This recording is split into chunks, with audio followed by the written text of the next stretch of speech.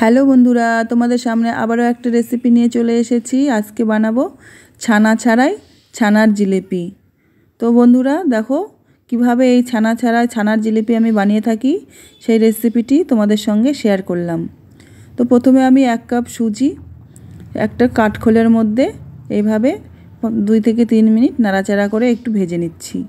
ভেজে নিয়ে এর মধ্যে একটু একটু করে জল দিয়ে সুজিটাকে একটু সেদ্ধ করে নিচ্ছি।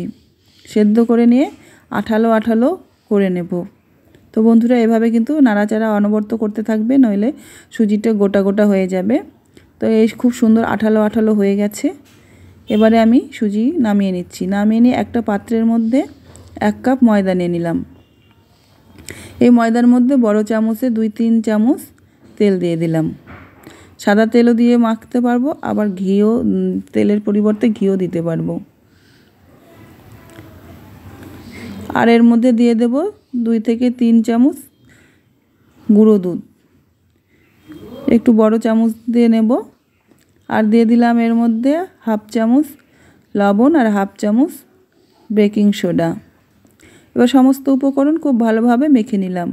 মেখে নিয়ে যে সুজিটা আমি বানিয়ে রেখেছি সেই সুজিটা এর মধ্যে দেব, আর একটু একটু করে জল দিয়ে একটা খুব সুন্দর সফট ডো বানিয়ে নেব। তো সব সুজিগুলোর মধ্যে আমি দিয়ে দিলাম। এবারে একটু একটু জল দিয়ে বা এর মধ্যে জলের পরিবর্তে লিকুইড দুধ দিয়েও কিন্তু এই ডোটা বানাতে পারবো। যখন এই ময়দা আর সুজি একসঙ্গে মাখবো তখন কিন্তু হাতের মধ্যে লেগে যাবে।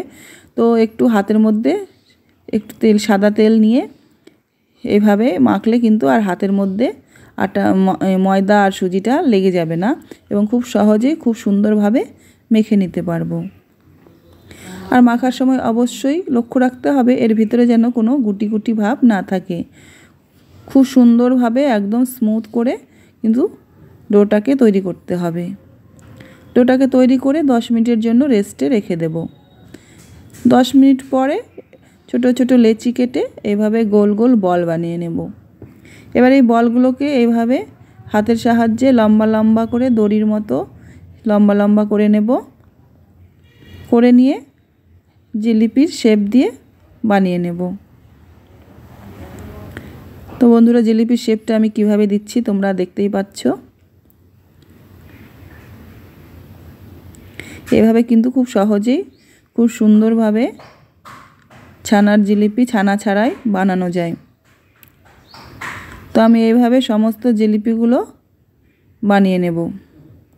তোমরা দেখে নাও, আরও একবার দেখিয়ে দিচ্ছি যে কিভাবে আমি জিলিপির শেপটা দিচ্ছি। মাখার সময় ডোটাকে খুব শক্ত করা যাবে না, তাহলে জিলিপির শেপটা আটকানো যাবে না।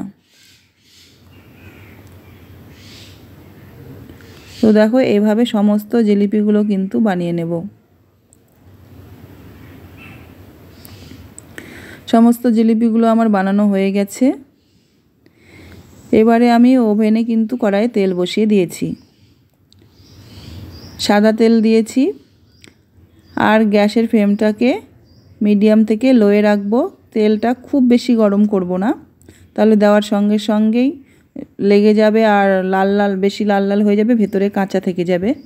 তো সেই জন্য খুব বেশি আমি গরম করব না। মিডিয়াম গরম হয়ে গেলে এর মধ্যে জিলিপিগুলোকে ছেড়ে দিয়ে আলতো হাতে এপিট উপিট করে খুব ভালোভাবে গোল্ডেন কালার করে ভেজে নেব।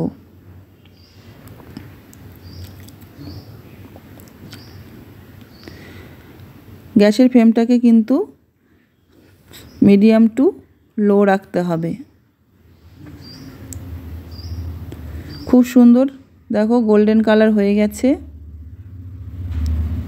আমি জিলিপিগুলোকে আরেকটু নাড়াচাড়া করে এদিকে আমি শিরা বানিয়ে রেখেছি। শিরা বানানোটা দেখালাম না। এখানে 1 কাপ চিনি হলে 1 কাপ জল, 2 কাপ চিনি হলে 2 কাপ জল, এইভাবে চিনির শিরাটাকে বানিয়ে নিতে হবে। এবারে জিলিপিগুলোকে আমি এই গরম শিরার মধ্যে দিয়ে দিচ্ছি। এভাবে কিন্তু 1 ঘন্টা রেখে দেব। 1 ঘন্টা গরম শিরার মধ্যে দিয়ে ঢাকা দিয়ে রেখে দেব। 1 ঘন্টা পর ফিরে এলাম। দেখো বন্ধুরা খুব সুন্দর কিন্তু জিলিপিগুলো তুলতুলে নরম হয়েছে। তো রেসিপিটি কেমন লাগলো অবশ্যই কিন্তু কমেন্টে জানাতে ভুলবে না। তো দেখা হচ্ছে আবারও একটা নতুন রেসিপি নিয়ে। ততক্ষণের জন্য সবাই ভালো থাকবেন।